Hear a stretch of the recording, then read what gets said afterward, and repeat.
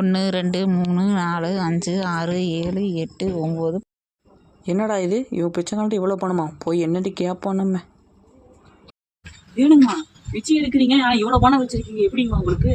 ஒரு நாளைக்கு எவ்வளோ சம்பாதிக்கிறீங்க? 2000 கிடைக்கும். 2000 ரூபா கிடைக்குதா?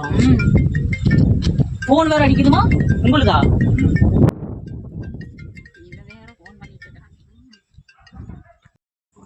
ஹலோ, பெருமாள் கோயிலில் அன்னதானம்மா? அதான் வந்துட்டு வை. ம்.